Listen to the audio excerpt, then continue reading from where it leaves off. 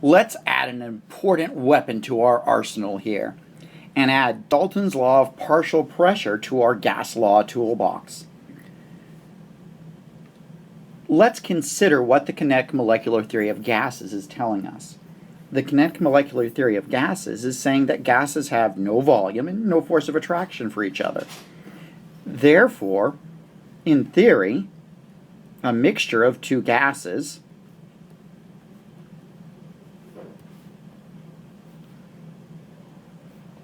gas A and gas B will behave the exact same as a pure gas.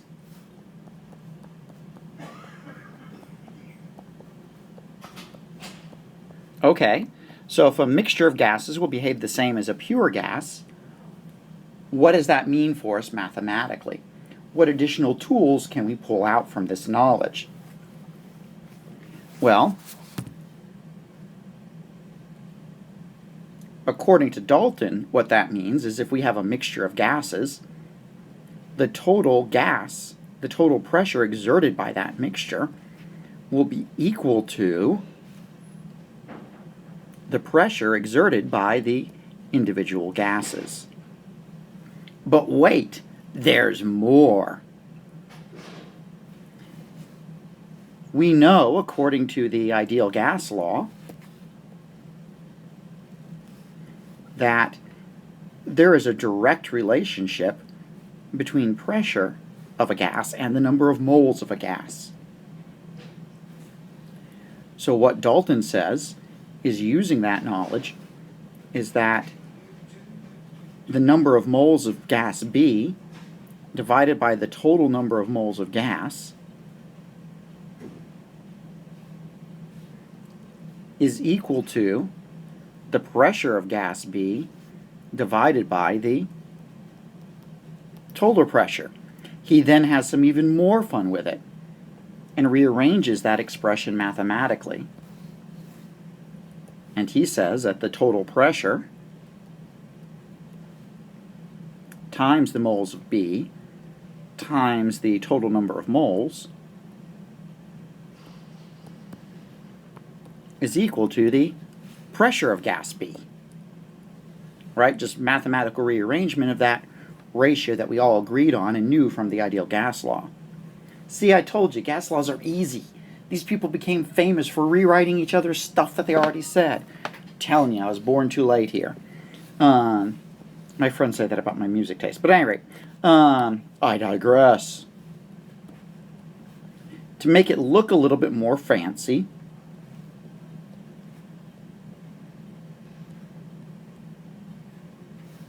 this fraction of moles, this moles of B divided by total number of moles, is given a special term known as a mole fraction, and it's represented by the letter chi. But the mole fraction is always the moles of B divided by the total number of moles. All right, let's look at it nice and neat and typed out instead of my chicken scratch. Dalton's laws of partial pressure says that the total pressure exerted by a mixture of gases in a container at constant volume and temperature is equal to the sum of the pressure of each of the individual gases in the container. So that's one way you can write Dalton's law of partial pressure. The other way is that the pressure exerted by an individual gas A is equal to the mole fraction of gas A times the total pressure. All right, and we can not only do mole fraction as a function of moles, but we can also do mole fractions as a function of pressure. So let's take a look at some examples here.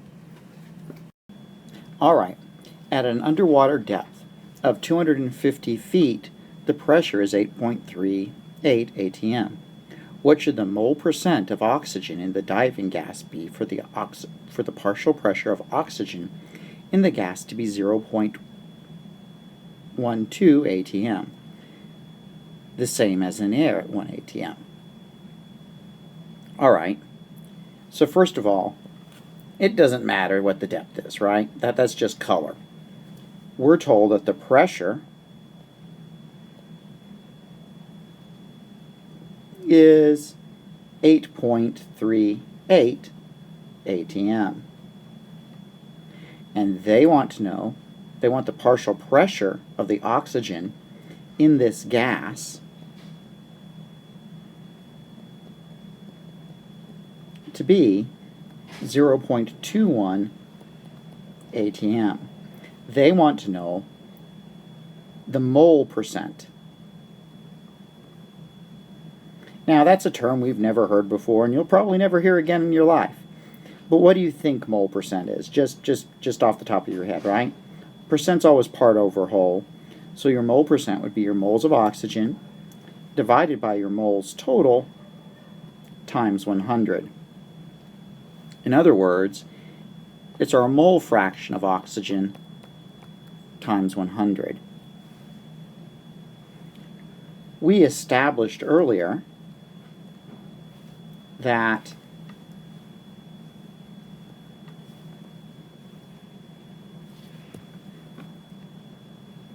the pressure, the partial pressure of a gas divided by the pressure total is equal to the moles of a gas divided by the number of moles total. So if we look at what variables we have, we can see that we've got this and we have that. We also know that this quantity right here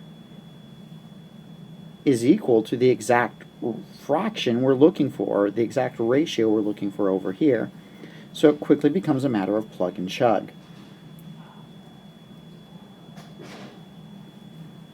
Where we have our pressure of oxygen times our pressure of divided by our total pressure equals our mole fraction of oxygen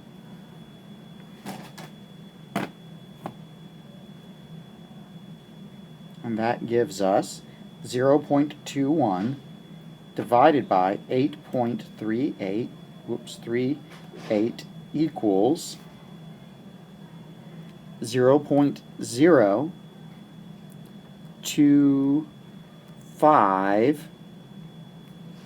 and then to make it into a percent, what are we going to do? Multiply by 100, which gives us 2.5%. Chemistry is easy, life is hard, yes?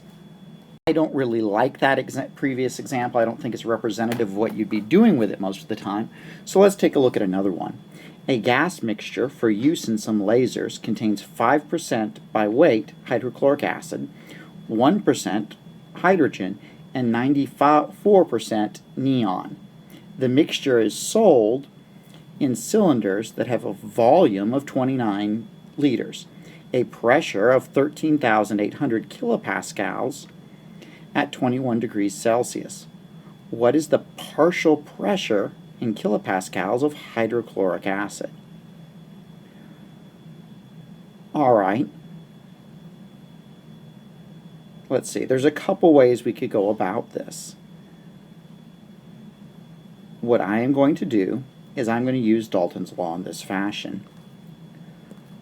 We know that the partial pressure of our hydrochloric acid is equal to the pressure total times the mole fraction of our hydrochloric acid. They gave us the total pressure. So what we're going to have to solve for is the mole fraction of the hydrochloric acid. They did not give us percent moles. They gave us percent by weight. So we're going to have to do some math to get that mole fraction. Let's see. They gave us percents. So if we were going to have to assume a weight, what would be a convenient weight to assume? 100 grams, right? So we're going to assume we have 100 grams of the gas mixture. If we have 100 grams of gas mixture, that means we have 5 grams of the hydrochloric acid it means we have 1 gram of the hydrogen and 94 grams of the neon.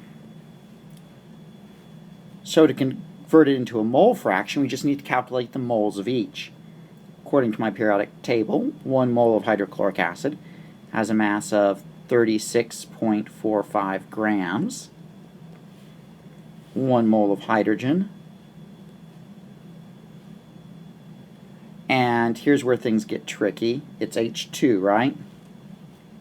1 mole of H2 has a mass of 2 grams.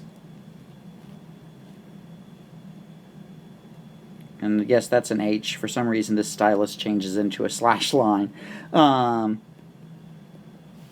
Then neon, 1 mole of neon. Neon's what, 10? 20. I knew that. That's my story, and I'm sticking to it. We multiply everything on top, divide through by everything that's on the bottom. 5. I've got wretched allergies today, by the way. I'm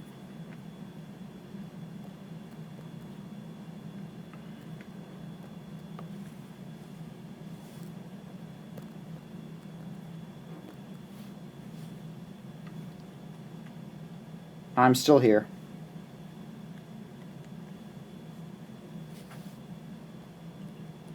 My brain is just full of cotton today, and if I don't focus, I will lose myself at the moment because it is taking everything I got to concentrate here.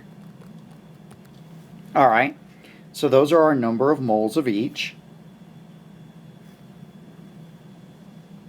So our total number of moles would be what we get when we sum them all together.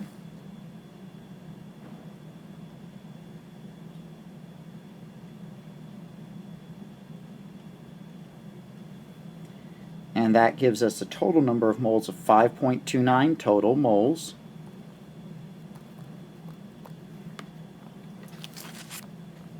So now we can go back up to our original problem here, where our partial pressure of hydrochloric acid is going to be equal to our total pressure, 13,800 kilopascals, times our mole fraction. And our mole fraction, remember, is going to be our moles of hydrochloric acid divided by our moles total. So 0.137 moles HCl divided by 5.29 moles total. And I'm going to punch that all into my calculator.